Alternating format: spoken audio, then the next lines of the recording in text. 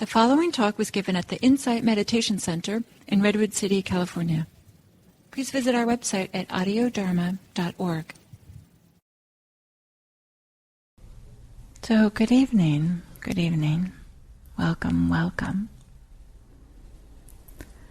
So today I'd like to continue on my, I don't know if we could say the word journey, but I'm talking about the paramis, these list of 10 perfections. Sometimes they're translated, these 10 qualities that help a person in this movement towards greater and greater freedom. And one thing that's noteworthy about these is that they're not entirely about meditation. So much of the practice that in this tradition that we emphasize is about meditation, but the paramis are about what we might do outside of meditation in our daily lives. So this list of 10 is generosity, ethical behavior, renunciation, wisdom, energy, patience, truth, which is what we're going to talk about tonight, resolve, loving kindness, and equanimity. It's a long list of 10. We're on number 7, truth. We can say that truth is, to not lie, which is the opposite of lying. And then we might ask, well, how do we define lying? And kind of a modern day, a contemporary definition that I like is that to lie is to intentionally mislead others when they expect honest communication. And that is to lie so that others will form beliefs that aren't true, so that they won't be aligned with reality, but in fact they will be having some untruths in their minds. And sometimes we might have this idea that the truth is, or, to not lie or to speak the truth is somehow like quaint or some charming moral or ethical behavior or something like this. I know that when I've given talks on the truth in the past, there's a lot of protest. A lot of people, yeah, but what about this and what about that? And they like to think about all the exceptions. What if the Nazis come to the door and they're asking for the Jews? Shouldn't we lie then? This is often something that we hear. The short answer is yes, I think we should lie then. Right, to protect others. There's different maybe degrees of harm to lie. In that case, I would say that degree of harm is much less than what might happen. But one thing to think about what lying is, I like to think about, do these thought experiments and to think about the opposite.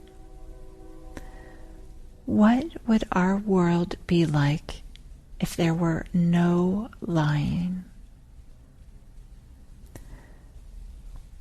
Imagine, what if all the politicians told the truth all the time? How things might be different, would be different. Imagine if manufacturers, advertisers told the absolute truth about their products at all times. Or what if we imagine the opposite? That is, sometimes we just assume that excuse me, I'm going to take a drink of water.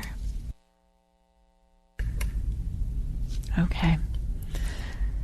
So to return to this, imagine if politicians always told the truth, or if manufacturers and advertisers always told the truth. It's almost mind-boggling to think about this, right? To think about how much we have structured our society in this way because people don't tell the truth. But not all the time, because we could do these thought experiments in the opposite direction. That is, that when there is a prescription, when our doctor writes us a prescription, we believe the pharmacist when they say, yes, we put 30 tablets of whatever it was that your doctor wrote the prescription for. And if the medication doesn't work in the way that you and your doctor were anticipating, you probably never wonder, well, maybe you didn't actually take the drug that was prescribed. Can you imagine what would it be like if, in fact, we didn't trust pharmacists? We thought pharmacists lie and put different things in our pill bottles. What if we have this idea that the Buddha lied? And then we would have to figure out, well, which is true and which is a lie. And so sometimes it's helpful to take things to their extremes to help us to appreciate them. At least that's the case for me. So this idea of lying, or this to not lie, to really take this to heart. Like, if we want the world to be a little bit different, then how might we behave? What is the role that lying has in some of the problems in our lives or in the world? And maybe not lying is a direction, a movement in that direction towards a better life, a better world. We don't want to naively think that telling the truth is going to solve all the problems, but we could say that addictions that we have, really the addictions can't blow up into be the biggest problems often that they are, unless there is some lying involved. Often some of our vices go hand in hand with lying. What if betrayals and fraud and corruption, these things also go with lying? Can't do them without lying. So just this movement towards the direction of a better world and a better life. But why do we lie? Besides maybe because we want to do betrayal or fraud or corruption, or because we have an addiction. But really, people lie for a number of reasons, but one of the primary reasons is to project a false image of themselves. That is, to avoid embarrassment or to exaggerate their accomplishments. They want people to think something about themselves which isn't entirely accurate. So it's about the liar, or the one who's lying, having a view of themselves that they want others to have. Even if they themselves don't believe it, but they want to convince others maybe, or let them not know the truth. So because the liar has a sense of self that they are trying to protect. Or maybe they're trying to defend. They have this sense of self. I'm a one who always meditates. And when you ask me, I'm going to say, yeah, I meditate daily. During that guided meditation, I didn't get up and go to the refrigerator or any of these other things we might do when we are meditating from home. So to defend oneself is another reason why we might lie, to disguise a wrongdoing or to conceal something that might have been harmful to others. But to lie is mostly about protecting a strong sense of self, as much as maybe a product also is related to a sense of self. You want to have some benefit or something. And I think the Buddha recognized this. He doesn't say so explicitly, but he recognized that the harmfulness of lying can do. Many of you will know that it's one of the precepts, it's the fourth precept, is to refrain from false speech. So the Buddha made it a precept, which is not the exact same thing as a rule that everyone is compelled to follow, otherwise there'll be some terrible outcome. Instead, these precepts are commitments that people make when they have chosen to follow the Buddhist path. And the Buddha said for all practitioners to have at least 5 of these precepts, and the fourth one is to refrain from false speech. So if we want to move along the Buddhist path, which includes this movement towards uprooting greed, hatred, and delusion, this movement towards seeing clearly, less delusion, not being obfuscated by greed and hatred. Whereas we might say that lying is intentionally either making so others can't see clearly, or if we lie to ourselves, making it so that we can't see clearly. And lying has a root of greed, hatred, or delusion, probably greed or hatred underneath it. It's kind of as fueling it. So that in this way, the Buddha made a connection between truthfulness and personal integrity. This recognition that speaking the truth comes from a practice of truthfulness, comes from a commitment to truthfulness and a commitment to one's spiritual practice, this movement towards greater and greater clarity, we might say. And we see this Buddha making this connection between our personal integrity and whether we're teaching truthfulness or speaking truthfulness in a teaching that he gave to his young son, Rahula. The tradition holds that Rahula was 7 years old at this time, and Rahula had just ordained, so he was a novice monastic. And shortly after he had ordained, the Buddha called Rahula to his presence, and when the Buddha was speaking, there was a pot of water nearby, which just had a little bit of water in it.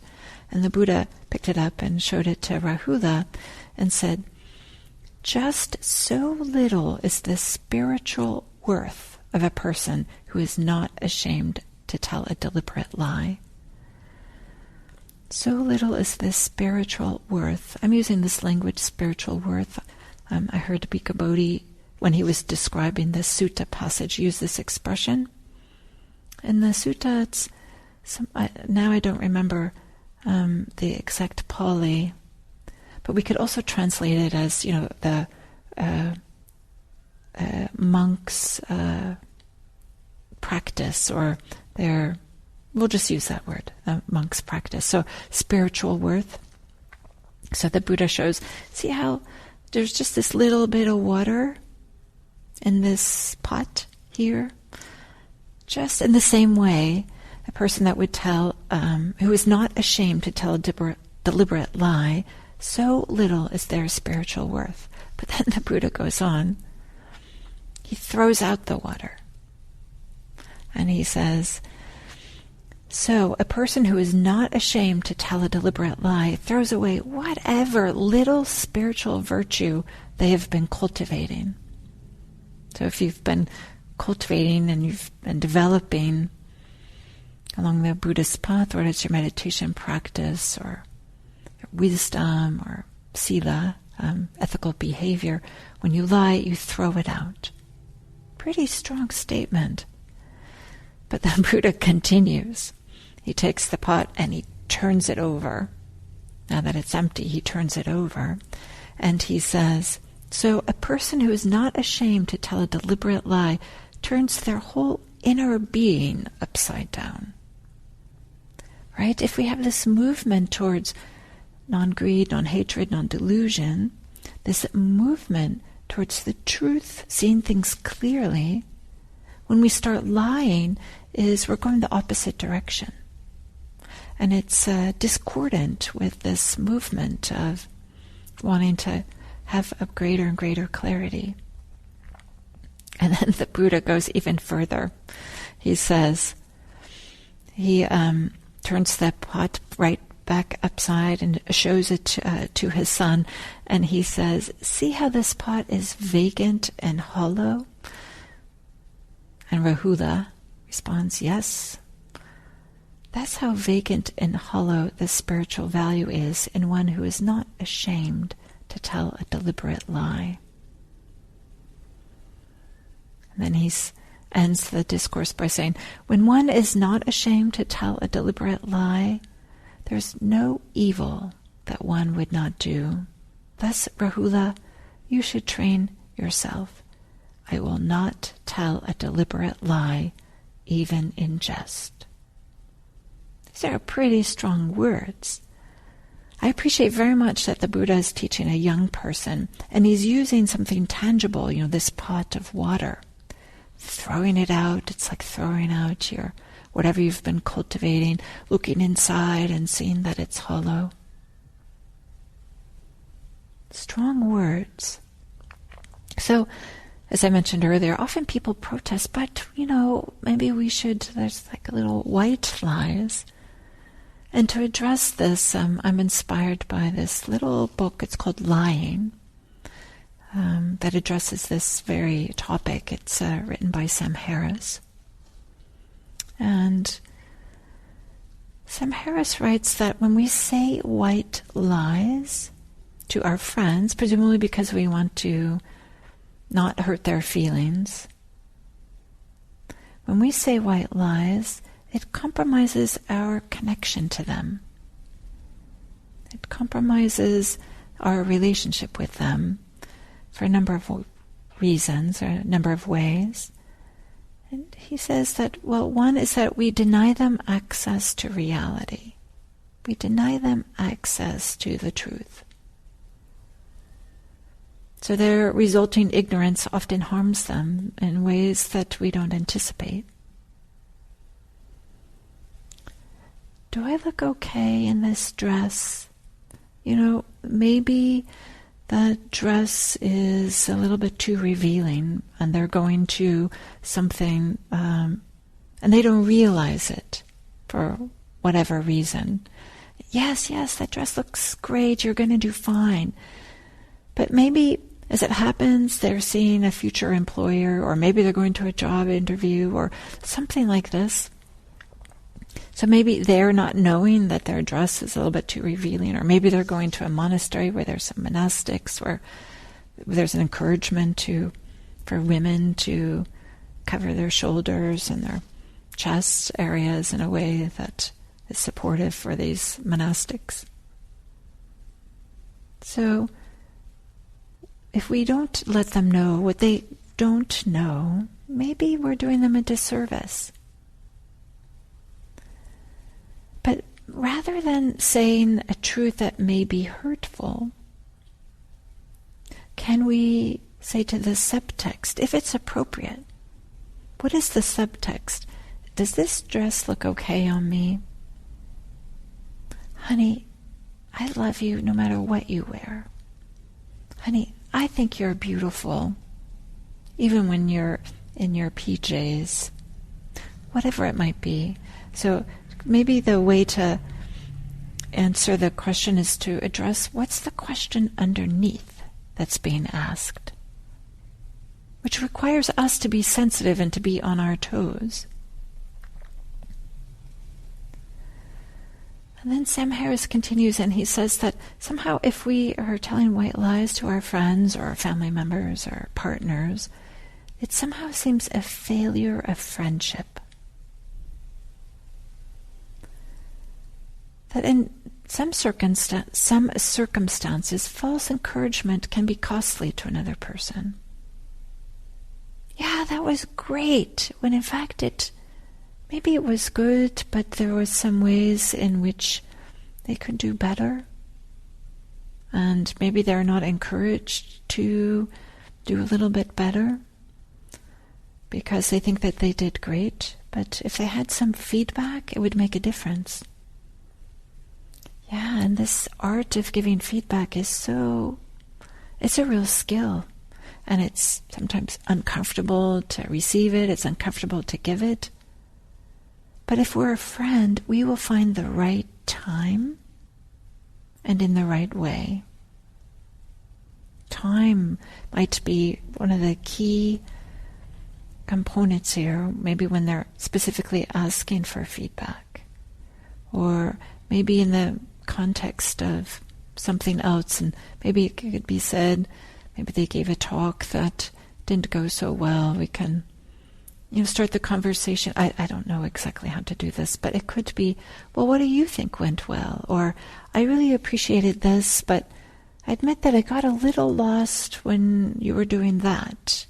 Or, I I felt it was a different feeling, a different mood. The mood shifted when you did this, or I don't know. I'm just making this up, but this idea that not telling the truth is a failure of friendship. So that also might be a way in which we can understand that to receive feedback can be a way in which friends are taking care of us, even if it does sting a little bit. And this goes to something else, that if we don't say something to our friend and instead we are offering insincere praise, Sam Harris states that it's more like to treat others like children. It's to treat them in such that they can't handle it, or that they won't be able to make some adjustments, or won't be able to understand and see like, oh, okay, yeah, that's a good point. Actually, I didn't realize that. And wouldn't we rather hear things that are maybe could use a little polishing or some little tweaking? Why don't I use this word? Wouldn't we rather hear that from our friends? When we know that it comes from because they care about us and that they want the best for us. So this idea of not telling the truth sometimes is a failure of friendship. And then just this recognition also that trust is eroded when we don't tell the truth. If others find out, then these tiny erosions of trust, they add up, and they can be insidious because they often are never remedied. They are just a little chink, and that chips away at the relationship. And so when there's these failures of integrity, people remember that. And even if we never talk about it, they remember it. So the importance of truthfulness in our relationships. So the Buddha was pointing to the importance of it for our integrity. But in addition, we know that it's important for our relationships. And we know that the Buddha often is talking about the importance of Kalyanamitta. So is there a way that we can speak the truth that is kind, beneficial, and timely? Not the truth just for the truth's sake, but can we say it in such a way that is supportive? We can see where this is a parami, this is a practice in our daily life. It's in our interactions with others, and as well as with ourselves when we're on the cushion. Are we seeing things clearly? Are we seeing things? Are we telling the truth to ourselves? Are we seeing the way that greed, hatred, or delusion might be showing up? Maybe not. So, some of the benefits, of course, maybe it's obvious, but if we have this commitment to truthful speech, it also has a sense of responsibility, this commitment to this truthful representation of what we know. And this emphasis on a truthful representation of what we know supports our own quest, our own journey, our own path for truth, for seeing things clearly. And one way that we can preserve the truth is the Buddha is in another sutta.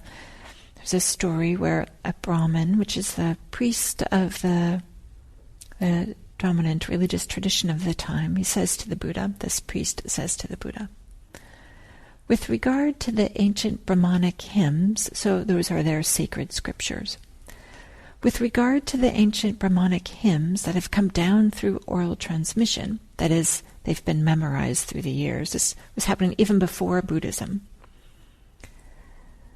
that have come down through oral transmission, preserved in the collections, the Brahmins have come to the definite conclusion, only this is true, anything else is wrong. And then the Buddha responds by asking him, well, do you know this to be true? Have you seen this to be true? No. Has your teacher known and seen this to be true? No. Has your teacher's teacher? Has your teacher's teacher? Has the people who created the hymns, do they know this to be true? And the answer is no. So then the Buddha says, well, you are saying this out of faith. And then the Buddha says, there are 5 things that can turn out in 2 ways, true or false. And these 5 things are things that are held out of faith, things that are held out of preference, things that are held because of an oral tradition. This is what we've always done, for example. Or for reasoned contemplation, considering often philosophers are doing this. Or acceptance of a view after consideration. Maybe you've heard something and you thought, well, okay, yeah, I believe that to be true. So all 5 of these may be true, but they may not be true also. The Buddha points out that even though you have full faith in something, it may be false, just in the same way, even if you don't have full faith in something, it may be true. Even though we have a strong preference for something, it may be false. And if we don't have a preference, it may be true. And he goes through this with the other 5. So then he says, we preserve the truth when we say that under these conditions, a wise person, to preserve the truth, would not come to the definite conclusion just saying, only this is true, anything else is wrong, but they would preserve the truth by saying, my faith is thus, and then say whatever they want to say. My preference is thus, and say whatever they want to say. I believe this because the tradition has it, or I believe this reasoned contemplation. I've thought about this, and this is my current thinking. So this idea of to preserve the truth, to maybe let people know our authority or why we believe it or what's underneath supporting those. So then we can let people know, yes, I believe this because I read it in this newspaper. I heard it from this person. I'm not sure, but this sounds true to me. And this way, we can, in our speech, we can really emphasize this commitment to truth and not trying to mislead people, but instead to let them know what our current thinking is. Let them know what we're imagining to be true, or let them know what our hypotheses are, or what we have faith in, as opposed to saying, only this is true and anything else is wrong. Truthfulness, the 7th parami. This shows up in so many different ways in our lives. I've talked about a few of them: truthfulness in speech, kind of like wanting to see clearly in our meditation practice, helping our friends. What are some other ways in which we might see how truth, or the commitment to truth, might show up in our lives and might support not only our lives but the lives of others, in which we can be part of this movement towards truth and greater peace and greater freedom for the benefit of all beings everywhere. Thank you.